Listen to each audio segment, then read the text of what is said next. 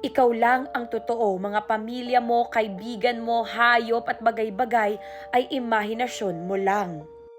Ayon sa teorya na ito, the only thing you can be sure of is that yung utak mo exists, na buhay ang utak mo. Yung iba dyan, hindi ka sure kung totoo.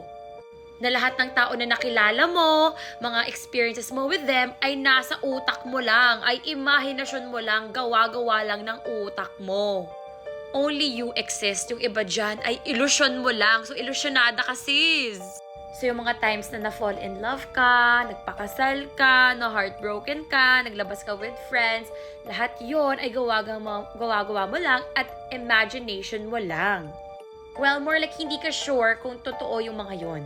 But the only thing you can be sure of is that your mind is real, you are real, other stuff you're not sure if that is real or not.